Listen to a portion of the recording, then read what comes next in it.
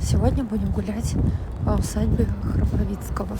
Это дворянское поместье и архитектурный памятник неоготики 19 века. Усадьба находится в поселке Мурмансово Владимирской области. Она построена в духе средневековых европейских замков, что весьма необычно для средней полосы России. Дворцово-парковый комплекс располагался на 40 гектарах и насчитывал около 80 построек, строительство которых велось с 1884 по 1910 годы. Как видите, в настоящее время усадьба находится в плачевном состоянии. И хотя образ ее частично сохранен, былое же великолепие построек и масштабность парков можно увидеть лишь на фотографиях начала 20 века. Смотрите, как он красивый был.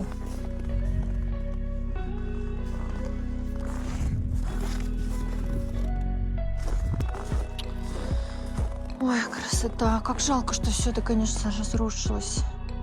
Прям реально замок. А сейчас это вот так.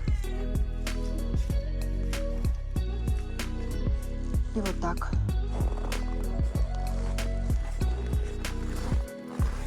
А? Ты видел, какие фонтаны тут, каскад был? Красивый балкон.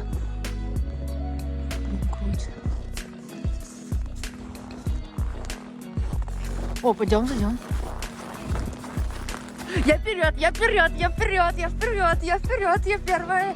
Я первая, я первая, я тебя сняла, я тебя сняла. Здесь каскады, думаешь, были? Вот там вот где-то музыкальный домик. В усадьбе было более 80 комнат. Проведено электричество, водопровод, канализация и телефон. Ну, тут только уже дофантазировать, как это было. У кого хорошо фантазия работает? О, смотри, какой вестибюль был. Блин, так жалко все это, что все разрушено. Ну не то, что не мое, я бы очень хотела погулять. Я так люблю все эти замки, все эти усадьбы. Медицинский персонал военного госпиталя бывшего. В 1917 году Храповицкий добровольно передал имение государству. В 1921 году здание главного дома открылся лесной техникум. В 1941 располагался военный госпиталь. А в 1977 году усадьба становится бесхозной и постепенно разрушается. Также усугубили ситуацию несколько пожаров. Сейчас ищут инвестора. Слушай, ну прикинь, сколько тут бабок надо, чтобы восстановить.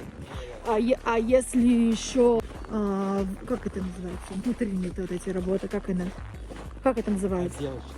Ну, не отделочные, а вот эти вот комнаты, вот это как это все? Ну как это называется, когда? Ну не ну Гена, ты помнишь, ну блин, слово есть это, но не внутренняя работа, а как... Дизайн-проект. Да ну как это называется, ну Гена? Ну эти, как обделочные. Ну Гена, блин, ну это есть слово это, как оно, внутренние эти работы, как они называются? Ну, Ген, ты понимаешь, какое слово? Ты тоже...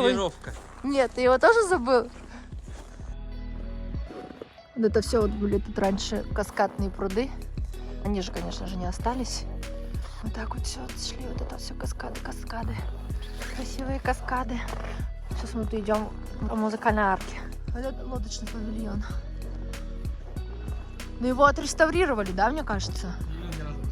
Да как он мог не разрушиться? Лодочный павильон.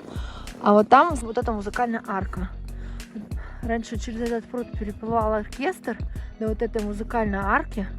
Я оттуда играла. И Храповицкий из своего дома, видимо, это слушал. Там что-то ничего не осталось.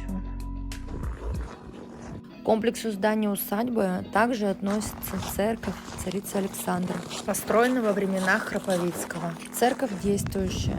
Это единственное сооружение на территории усадьбы, которое используется по его прямому назначению и поддерживается в относительно нормальном состоянии. Ой, она закрыта. Оставшиеся руины от каретного двора. Когда-то здесь знатные дворяне оставляли свои кареты. Смотрите, вот эта конюшня похожа на дворец. Даже не подумаешь, что здесь когда-то содержались лошади. А это помещение предназначалось для скота и птицы. Закат, ты видишь, какой розовый?